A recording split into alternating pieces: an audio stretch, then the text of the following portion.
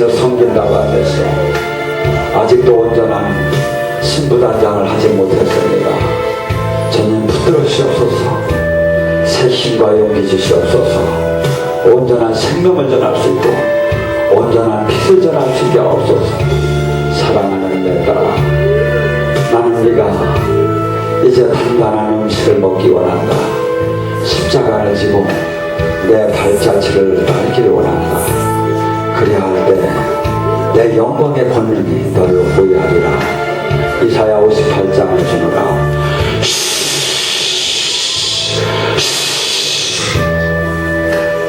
아버지 사랑합니다. 당신의 한없는 은혜와 사랑을 알며도 늘 온전치 서 있지 못합니다. 주님 불쌍히 여기시고 만나 주시옵소서. 지켜주시옵소서. 두렵고 떨립니다. 사랑하는 내 딸아, 내가 너와 함께하길 원하고 네가 승리하는 신앙으로 바뀌길 원한다.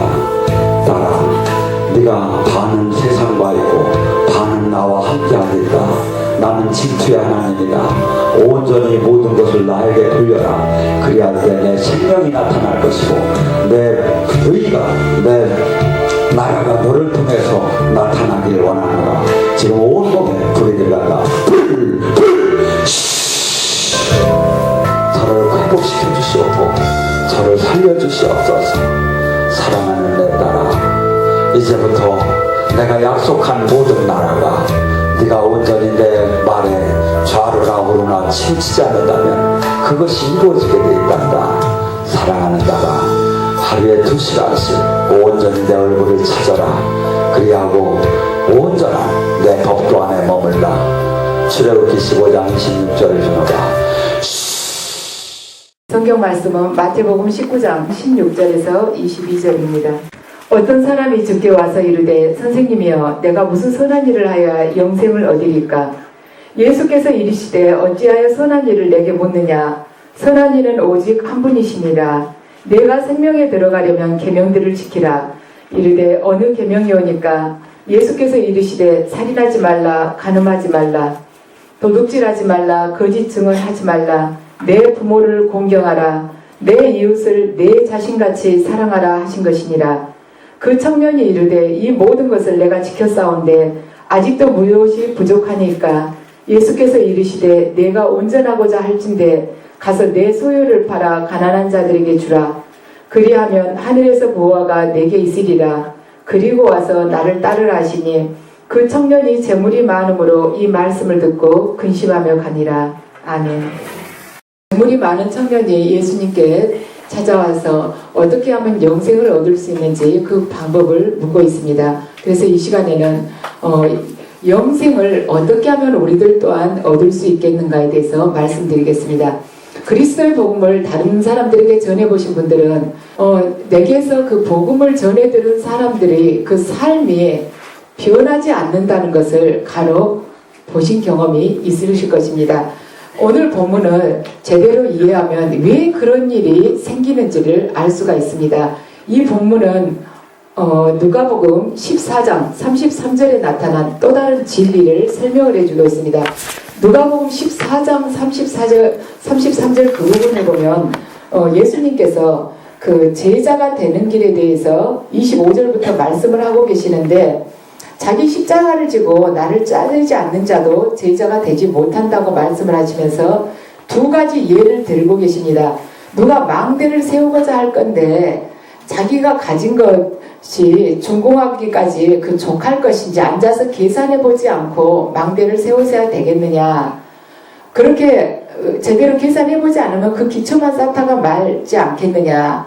두 번째 예화는 또 뭐냐면 어떤 임금이 다른 임금하고 싸울 때 저쪽 자기는 1만 명을 데리고 있고 저쪽 임금이 2만 명을 데리고 와서 싸운다면 자기가 이길 것인지 생각해보지 않고 전쟁을 하겠느냐. 그래서 만약에 내가 질 것 같으면 먼저 사신을 보일해서 화친을 청해야 되지 않겠느냐 하시면서 33절에 너희 중의 누구든지 자기의 모든 소유를 버리지 아니하면 능히 내 제자가 되지 못하리라 이렇게 말씀을 하십니다.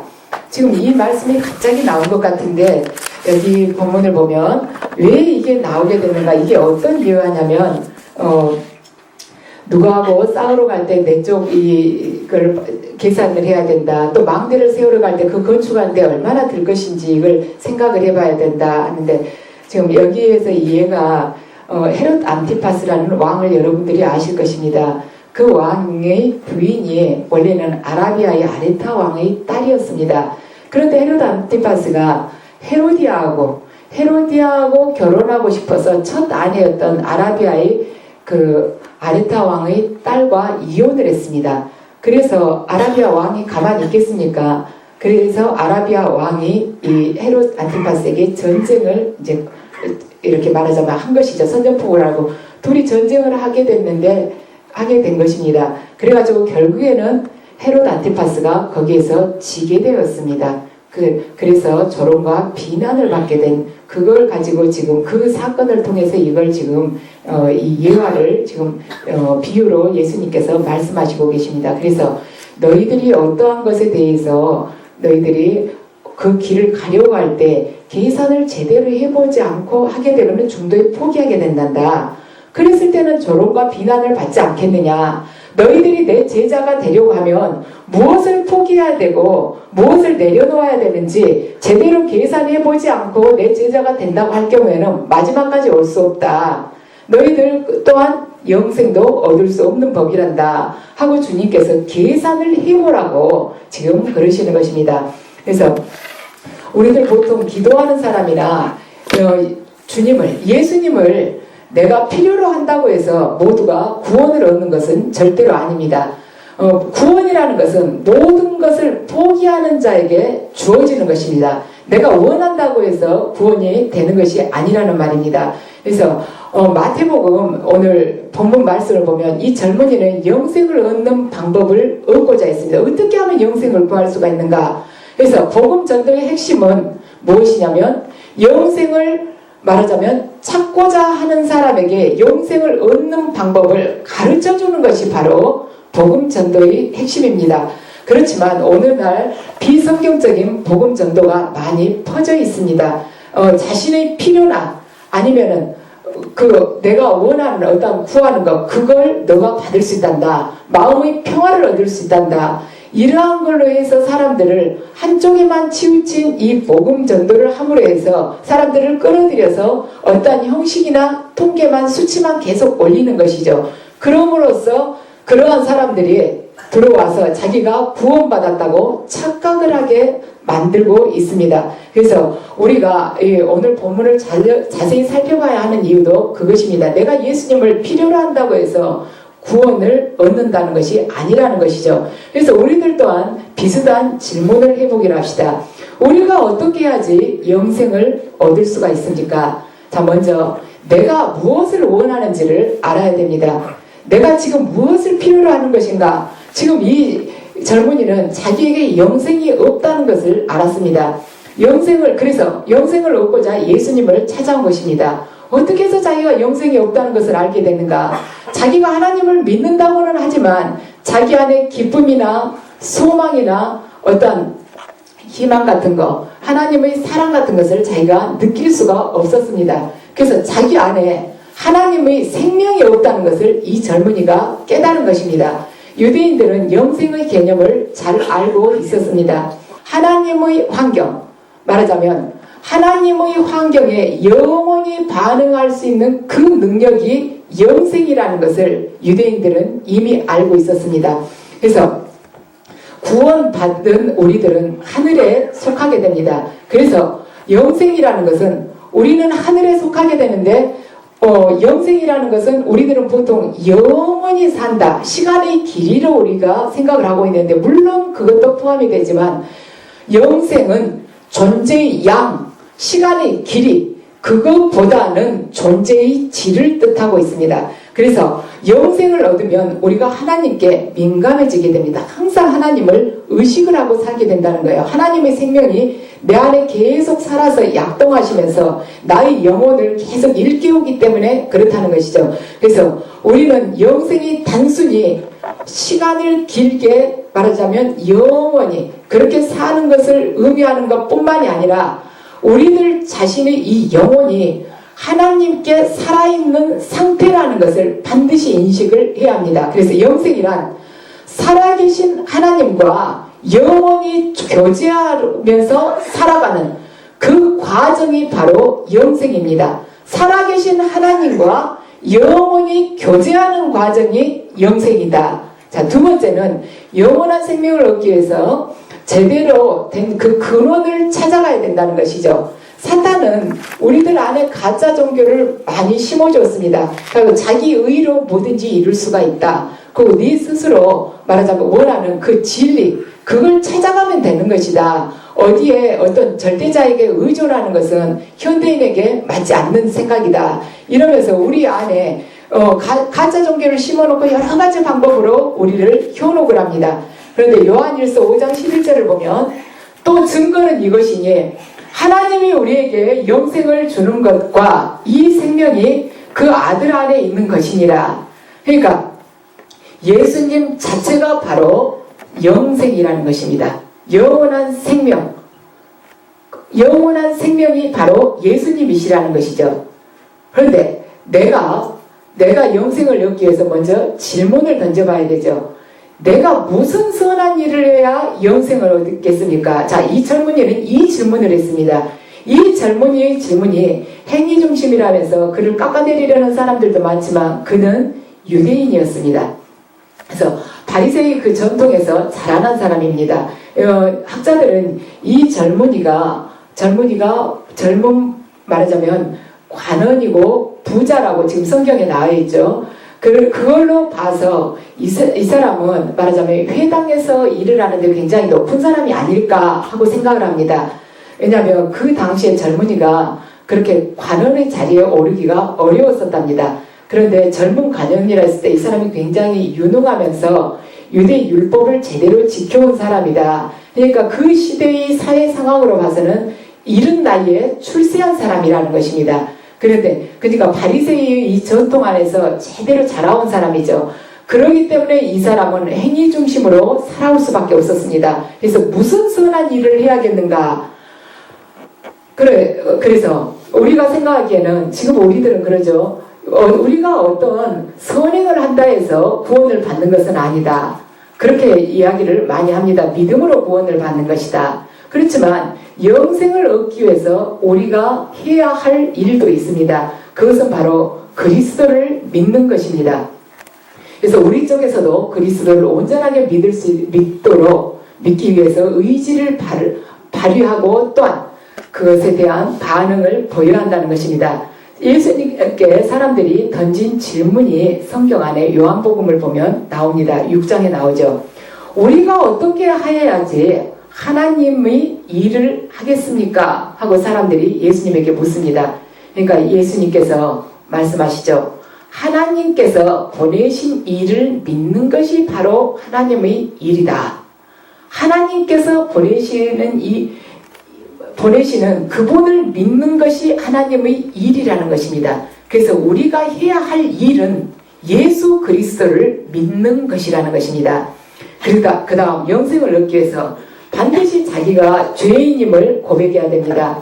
예수님은 이 젊은이에게 모든 계명을 다 지키라고 말씀을 하셨습니다. 그러자 이 젊은이가 자기는 살인하지 말라, 부모를 공경하라, 네 이웃을 내 몸같이 사랑하라, 이거 다 지켰다고 그러죠. 그런데 이 사람의 문제는 뭐냐면 자기 죄에 대한 인식이 없었다는 것입니다. 자신이 하나님 앞에서 죄를 지었다는 것을 깨닫지를 못했다는 것입니다. 그래서 우리들은 전도를 할 때 사람들이 그 심리적인 필요를 이용한다거나 그 사람에게 당신에게 마음의 평화를 준다, 당신의 가정이 행복해질 것이다, 항상 기쁨으로 가득 차서 살 수 있다, 이것만 가지고 우리가 전도를 한다면 우리는 이 복음을 전하는 데 있어서 말하자면 절름발이의 전도를 하고 있다는 것입니다. 그래서 그걸 가지고 그리스도께 데려올 수는 없다는 것입니다. 지금 오늘 이 누가복음 말씀에서도 그러죠. 자기의 모든 것을 버리지 않고서는, 포기하지 않고서는 너희들은 내 제자가 될 수가 없다고 예수님께서 분명히 말씀하시는데 우리는 복음 전도를 할 때 사탄발림의 복음 전도를 하고 있는 거예요. 이렇게 교회에 오면은 마음이 굉장히 편안해진단다. 네 자식도 잘 된단다. 그리고 안 됐던 남편 사업도 잘 되고, 너 지금 부채도 많지만 하나님께서 도울 자를 붙여주셔가지고 하늘문을 확 열어서 너 빚도 다 갚아준단다. 이렇게 하는데 이렇게 해서는 안 된다는 거죠. 예수님께서 그걸 원치를 않으셨다는 것입니다. 그래서 구원이라는 것은 분명하게 세상 것에서 내가 돌이켜서 하나님을 찾으려는 사람들을 위해서 마련되었다는 것입니다. 그래서 구원은 자신이 하나님을 거슬려서 반항하고 죄를 지으면서 살아왔다는 것을 고백하고 앞으로 남은 삶은 그분의 영광을 위해서 살겠다고 헌신하는 사람들을 위해서 마련되는 것이 바로 구원입니다.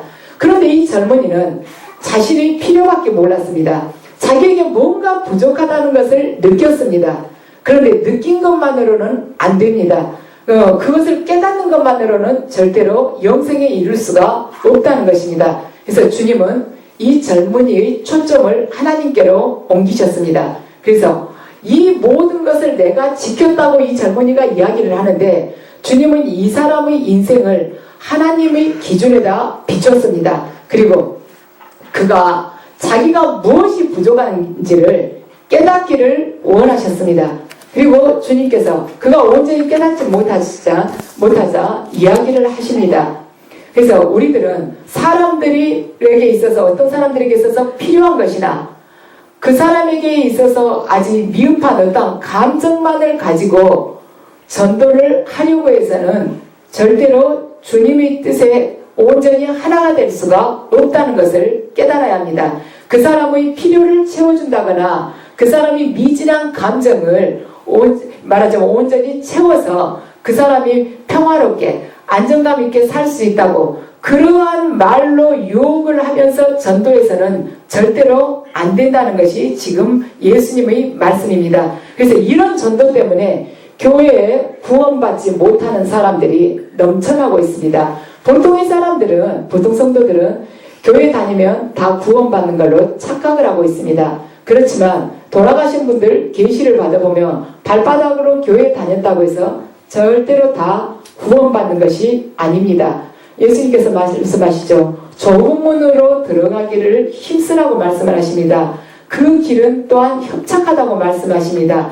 그 길에 이르는 자도 적고 마지막까지 오는 자는 겨자씨만큼 작다고 말씀을 하십니다. 그러니까 교회에 많은 사람들이 있다고 해서 모두 구원받는 것은 절대로 아니다. 구원받는 자는 겨자씨만큼 그 숫자가 극히 미미하단다 하고 예수님께서 말씀하셨습니다. 그래서 복음을 전할 때는 불완전한 죄인에게 하나님의 완벽한 율법을 제시함으로 해서 그의 삶을 통해서 자기가 무엇이 부족한지를 깨달을 수 있도록 도와줘야 됩니다.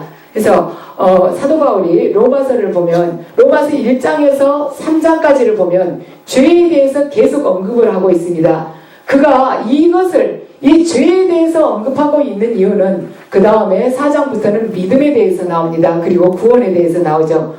구원이라는 주제를 다루기 위해서는 반드시 죄의 문제를 언급하지 않고서는 구원으로 넘어갈 수 없기 때문에 로마서 1장부터 3장까지는 계속 죄의 문제를 다루고 있다는 것입니다. 그래서 우리들 각자가 나의 죄에 대해서 인식하고 온전히 회개하고 하나님께서 원하시는 그 방향으로 내가 돌아서지 않고서는 구원의 대상에 이를 수 없다는 것을 지금 성경은 증거해주고 있습니다. 그 다음 구원 영생을 얻기 위해서 주님께 굴복해야 됩니다. 예수님께서 본문 21절에서 이 젊은이에게 한 걸음 더 나가서 말씀을 하십니다. 네가 온전하다고 할진대, 너는 지금 너가 온전하다고 하는데 그러면 가서 내 소유를 팔아 가난한 자들에게 주리라.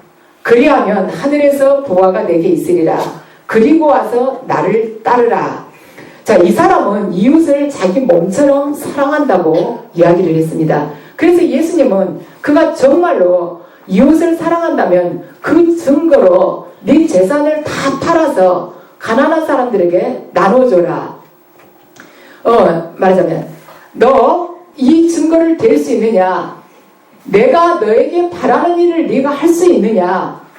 네 인생을 지금 누가 움직이고 있느냐? 너냐? 아니면 나냐? 택해봐라. 너 어느 길을 택할 것이냐? 하고 예수님께서 지금 그를 시험대에 올리셨습니다.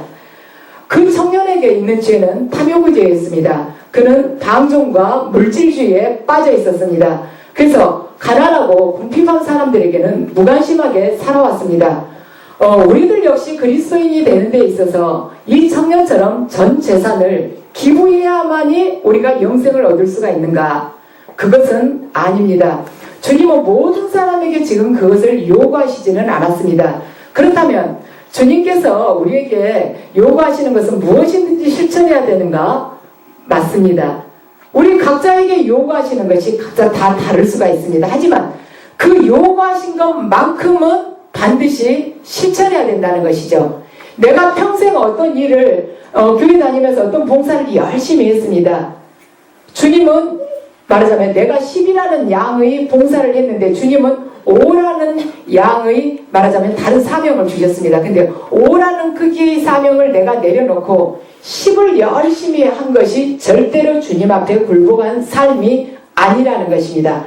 내가 보기에는 정말 하찮고 미미한 일이라 할지라도 사회적으로 봤을 때 천한 일이라 할지라도 주님께서 원하시면 그 일에 온전히 복종하면서 헌신하는 자가 온전히 주님의 제자라는 것입니다. 그래서 구원에는 반드시 두 가지가 필요합니다. 우리들이 하나님께 죄를 지었다는 인식과 우리들이 우선순위를 모두 내려놓고 반드시 내가 그리스도의 명령을 따르겠다는 결단이 필요하다는 것입니다. 그래서 우리에게 가장 소중한 것을 잃어버리게 된다 할지라도 그리스도를 따르는 데 있어서 그것을 포기해야 된다면 과감하게 포기를 하고 그분께 투신하는 것이 바로 구원에 이르는 조건입니다. 그래서 구원이란 어떤 대가를 치른다 할지라도 죄와 이별하고 예수 그리스도를 따르겠다는 결단이 바로 구원의 문턱에 들어서는 것입니다. 그래서 이런 조건으로 구원을 받으려는 마음이 없다면 예수님께서는 우리들을 절대로 받아주시지 않을 것입니다. 그래서 구원에는 반드시 대가가 따릅니다. 그래서 우리들이 가진 모든 것을 내놓아야만이 그분께서 우리들에게 초대하시는 그 구원에 우리가 온전한 초대를 받을 수 있다는 것입니다. 그래서 자신의 소유를 붙들고 있었던 이 청년은 예수님께서 말하자면 지금 정해놓으신 그 시험대에 올랐습니다. 그래서 그가 어떻게 반응을 했는가? 그 청년이 재물이 많으므로 이 말씀을 듣고 근심하며 가니라. 왜 그냥 갔는가? 그냥 이 청년이 그냥 간 이유가 무엇이겠습니까? 그는 그리스도보다는 자기 재물이 더 소중했기 때문에 그냥 근심하면서 갔습니다. 그는 예수님께서 말씀하신 그러한 조건을 가지고는 구원받을 마음이 없었습니다. 어떻게 보면 솔직한 것입니다. 그는 진심으로 영생은 원했지만 영생을 얻기 위한 그 대가는 절대로 치르고 싶지 않았습니다. 그래서 그가 예수님을 향해서 처음에는 달려왔었지만 성경에 나와 있어요. 그가 달려왔었지만 결국에는 근심하면서 슬픈 기색을 띠고 떠나가게 됐습니다. 자, 이 사람하고 정반대의 모습을 보인 사람이 있습니다. 누가복음 19장 1절에서 6절인 말씀입니다. 예수께서 여리고로 지나가시더라. 삭개오라 이름하는 자가 있으니 세리장이요 또한 부자라. 그가 예수께서 어떠한 사람인가요? 보고자 하되 키가 작고 사람이 많아 할 수 없어 앞으로 달려가서 보기 위하여 돌 무화과 나무에 올라가니 이는 예수께서 그리로 지나가시게 되밀어라. 예수께서 그곳에 이르사 쳐다보시고 이르시되 삭개오야 속히 내려오라. 내가 오늘 내 집에 유하여 하겠다 하시니 급히 내려와 즐거워하며 영접하거늘. 왜 이렇게 했는가? 삭개오 또한 구도자였습니다. 세리들은 길가의 행렬을 보려고 채신머리 없이 나무 위에까지 올라가지는 않습니다. 하지만 진정한 구도자였던 삭개오는 그런 체면 따위는 안중에도 없었습니다. 예수님을 만난 삭개오가 어떻게 변했는지 7절에서 8절에 나와 있습니다. 무사람이 보고 수군결에 이르되 저가 죄인의 집에 유하러 갔다 하더라. 삭개오가 서서 주께 여짜오되 주여 보시옵소서 내 소유의 절반을 가난한 자들에게 주겠사오며 만일 누구의 것을 속여 빼앗은 일이 있으면 네 갑절이라 갚겠나이다. 삭개오는 자기 일생이 실수투성이고 말하자면 죄로 물들었다는 것을 알고 있었습니다. 그래서 예수님을 만난 그가 자신의 삶을 바로 잡아야겠다는 사실을 인식을 했습니다.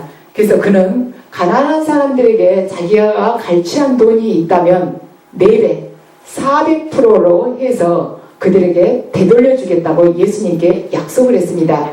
지금 이 말씀이 성경에 기록된 것은 삭개오가 이대로 실천했기 때문에 이것이 성경에 기록될 수가 있었습니다. 삭개오가 호언장담만 하고 가난한 사람들한테 자기가 갈취한 돈 400%로 돌려주지도 않고 자기 재산 반을 남들한테 나눠주지도 않았으면 이 성경 말씀이 아직까지 이렇게 우리에게 전해지겠습니까? 이대로 실천했기 때문에 기록되었다는 것이죠. 그러니까 이 말하자면 젊은 부자 관원의 태도와는 영 딴판이라는 것입니다. 그래서 예수님께서 누가복음 19장 9절에 말씀하십니다. 오늘 구원이 이 집에 이르렀으니 이 사람도 아브라함의 자손입니다. 어떻게 삭개오의 집에 구원이 이르게 됐습니까? 그가 자신의 죄성을 철저하게 깨달았기 때문입니다. 그가 불의하게 취한 것은 물론 자기 소유의 절반을 가난한 이들에게 나누어 주었기 때문입니다. 그래서 마태복음 19장에 나오는 젊은이의 이야기는 이 젊은 부자 관원의 이야기는 슬프게 결말을 맺고 있습니다. 그는 지금 삭개오처럼 헌신할 용의가 전혀 없었습니다. 자신이 영생을 얻고자 했지만 자기가 영생을 위해서 대가를 치르고 싶은 마음은 하나도 없었습니다. 그래서 예수님은 우리들이 하나님의 율법에 비추어서 우리의 죄를 하나하나 거기서 찾아내어 완전히 변화되기를 원합니다. 하나님 앞으로 온전한 내 영혼의 발걸음이 돌아서기를 원합니다. 그리고 하나님을 위해서 헌신하는 삶, 그 삶을 우리가 살아갈, 용기 있게 살아갈 자가 되기를 원하고 계십니다. 그렇지만 이 젊은이는 자신의 죄와 마주하기도 거부하고 예수님께서 원하시는 영생을 위한 대가를 치르기도 거부했습니다. 주님께서는 그에게 한 가지 명령은 딱 한 가지 명령을 주셨죠. 그러면서 그걸 행하고 나를 따르라 하고 부탁을 하셨지만 그는 그 한 가지 명령도 행하지도 않고 예수님도 따르지 않고 거절하며 떠나갔습니다. 그래서 그는 자기 죄에서 돌이켜서 자기 인생 안에 예수님을 받아들이기를 거부하고 돌아섰기 때문에 구원을 얻을 수가 없었습니다. 그래서 예수님께서는 지금 너 인생에 있어서 주인이 누구냐? 너 이 명령을 따를 것이냐? 따르지 않을 것이냐?